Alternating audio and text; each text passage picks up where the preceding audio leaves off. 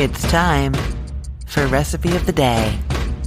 When I originally planned to do an avocado cottage cheese toast recipe, I was going to do it 3 different ways with pictures and video of all 3. One with the avocado slices on the toast and cottage cheese on top, and then toppings, and then another one where they're mashed together, and then a third where they're pureed together, inspired by my whipped cottage cheese recipe, which I'm obsessed with. But what happened was I did that third one first, the pureed one, and it was so ridiculously delicious and like mind-blowing. I'll tell you why in a moment, but it was just so good that I was like, no, I'm not wasting your time or my time doing the other versions because you shouldn't do them. This is just so much better.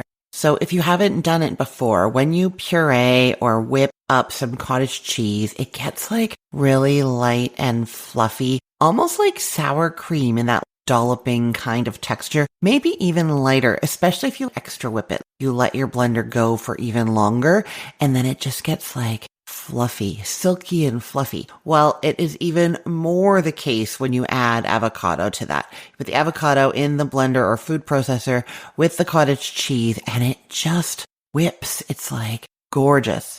So now all you're getting from me is the pureed version. I have a few things to say about the other 2 just in case you don't have a blender or you don't want to dirty it for this, but really try pureeing them together. You will not regret it. So why do it? First of all, it is delicious. It has that amazing texture I'm telling you about. And of course, it's a nice high protein breakfast or snack with the natural good fats from the avocado. So that's a reason to do avocado cottage cheese toast, period. And it's delicious. Again, I'm going to keep saying that. And then the other reason, and I just love this, is I made the batch and had some leftover and put it in the fridge, and it didn't discolor the way that avocado often does. And I think it's because the cottage cheese has lactic acid in it. And when you puree them together, it essentially is just a mixture that is counteracting the normal oxidization of the avocado because that lactic acid that's right in there with the avocado, you know? So you can make up a batch of this, put it in a container in your fridge, and then have really quick avocado cottage cheese toast whenever you want it for a good couple of days anyways. Isn't that great? Okay, so I will tell you how to do the pureed version in a moment. I'm just going to have a few words about layering and mashing. If you mash the 2 together, it just doesn't look very nice. It kind of looks like weird, clumpy green stuff, but you can totally do it. I don't think it tastes the same as the pureed one either. It's kind of like a separate bits of avocado, bits of cottage cheese, but it's very tasty. When it comes to layering, as I was saying with the avocado tomato toast recently, you really want to put the avocado against the toast and then have the cottage cheese on top.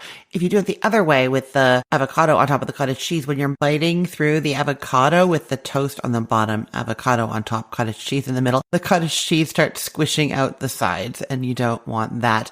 So you want to do avocado right on the toast, cottage cheese on top, or you can do like chopped up avocado on top of cottage cheese. That works as well. So that's all I really have to say about layering and mashing. Now we're going to do the pureeing. So I make this in my little Ninja blender. You've probably seen it in some of my videos. It's just the right size for this kind of thing, but whatever food processor or blender that you have, it has to be pretty robust to really handle this. So if your blender's on the weaker side, it may not work as well, or you may have to add a little bit of water to help it out. But right into there, you're adding a half of an avocado that you've pitted and peeled, and a half cup of cottage cheese, a 1/4 teaspoon of salt, and an 1/8 of a teaspoon of black pepper. And then you just blend that until it's very smooth, scraping down the sides occasionally to just keep everything in there. And then once it's smooth, blend it for another full 2 minutes, and that's going to really whip it up.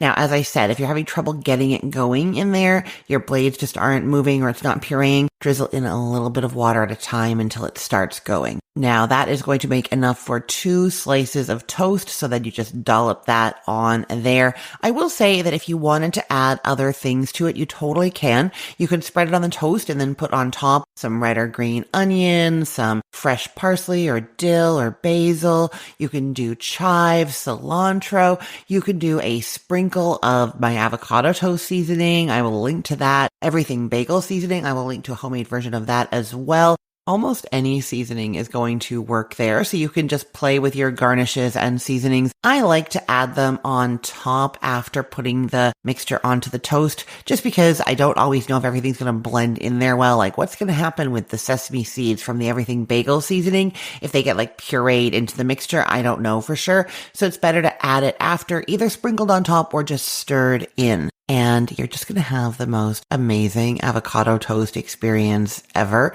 It is so good. I'm so excited to finally be telling you about this, and I cannot wait for you to try it. I will put the link to this recipe in the show notes for this podcast episode, or you can head to cookthestory.com/ROTD and get it there. Everything there is arranged by date, so it's helpful to know that today is June 23rd of 2025. And if you make this recipe and love it, which I know you will, please come back and leave a comment and a rating on there. I want to hear your words. I want to hear what you think.